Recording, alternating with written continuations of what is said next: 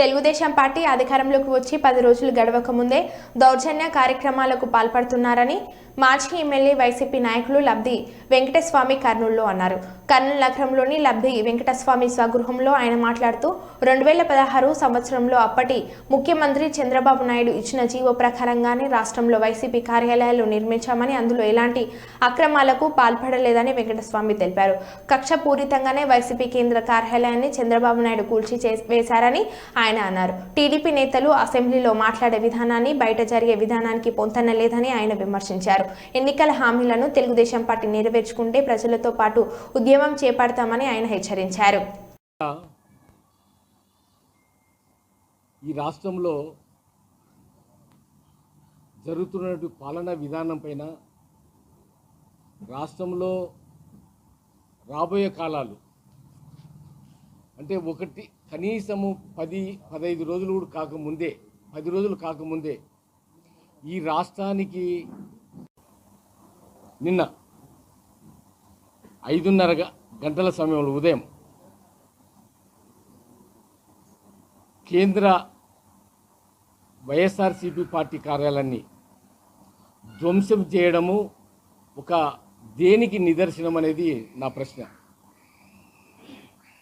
40 సంవత్సరాల రాజకీయ అనుభవము. నిన్న అసెంబ్లీలో మీరు గమనిస్తే స్పీకరు అధ్యక్షత వహిస్తున్నప్పుడు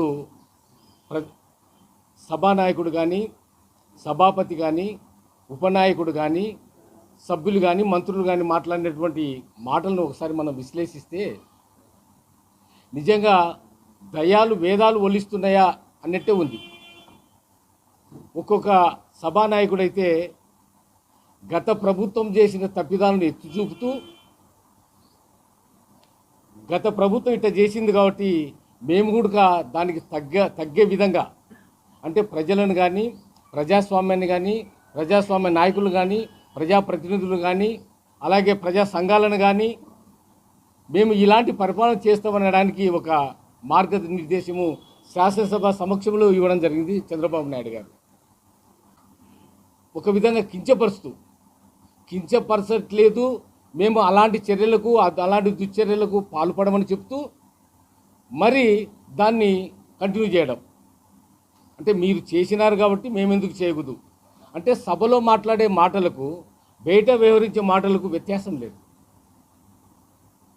సభ స్పీకర్గా ఎన్నుకున్నటువంటి సందర్భం ఎంతో పవిత్రమైన దినము.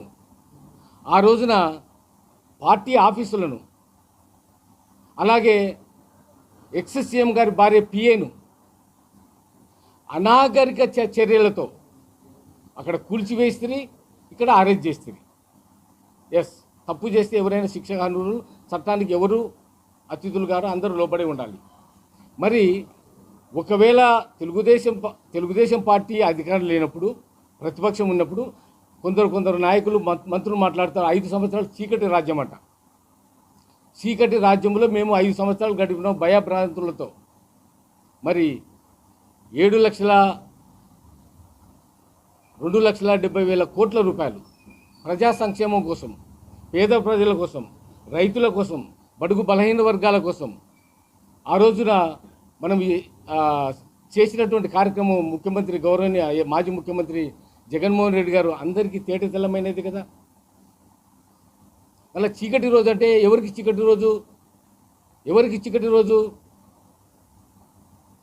అంటే అగ్రవర్ణాల ఆధిపత్యం కోసం ఎవరైతే ఆరాటపడుతున్నారో, అగ్రవర్ణాల ఆధిపత్యం ఉన్న సమాజం రావాలని ఎవరైతే చేస్తున్నారో వారికి చీకటి రోజు. ఎవరిది ప్రభుత్వం అండి? తెలుగుదేశం ప్రభుత్వం. ఎవరు ముఖ్యమంత్రి? చంద్రబాబు నాయుడు ముఖ్యమంత్రి. ఎవరు ఆయన ప్రిన్సిపల్ సెక్రటరీ? జేసీ శర్మ. మళ్ళీ ఇది ఇచ్చింది నువ్వా లేకుంటే జగన్మోహన్ రెడ్డా? ఈ జీవో ఇచ్చింది. ఈ జీవో ఇచ్చి నువ్వు అన్ని పార్టీ ఆఫీసులు మొత్తం కట్టుకుంటువే ఈ జీవో ప్రకారము. ఇవన్నీ నువ్వు చేసిన ఆ జీవో ప్రకారం అకృత్యాలు కదా. దీన్ని ఏమంటారు? కొన్ని జగన్మోహన్ రెడ్డి తెచ్చిన జీవో ఏమన్నా కొత్త జీవో ఉందా? జగన్మోహన్ రెడ్డి గారు ఏమన్నా కొత్త జీవో తెచ్చాడా ఈ భూమిని కొట్టేయాలని? చెప్పండి. మీరు ఇచ్చిన జీవో ప్రకారం మీ పార్టీ ఆఫీసులే కదా, ఏదైతే political party, recognised political party ఎవరైతే గవర్నమెంట్ ఆఫ్ ఇండియా నుండి ఎలక్షన్ కమిషన్ ద్వారా ఎవరైతే వాళ్ళ నామ్స్ ప్రకారము అచీవ్ అయింటారో ఆ రికగ్నైజ్డ్ పొలిటికల్ పార్టీకి స్టేట్ ఆఫీస్ కట్టుకోవాలంటే 4 ఎకరాలు నువ్వే రాసినావు కదా, డిస్టిక్లో అయితే 2 ఎకరాలు నువ్వే రాసినావు కదా. నువ్వు ఇచ్చిన నోటీసును హైకోర్టులో ఛాలెంజ్ చేస్తే ప్రొవిజనల్ ఆర్డర్ను కూడా మీరు లెక్క చేయకుండా కూర్చున్నారు కదా. మీరు పాలన పైన, అభివృద్ధి పైన, ప్రజా సంక్షేమం పైన మీరు కేంద్రీకరించండి. కానీ ఇలాంటి కక్షపూరితమైనటువంటి ఆలోచనలు, మీరు చేసినటువంటి కార్యక్రమాలకు మీరే తిలోగతాలు ఇచ్చే కార్యక్రమాలు చేయొద్దని మనసారా ప్రభుత్వాన్ని కోరుకుంటూ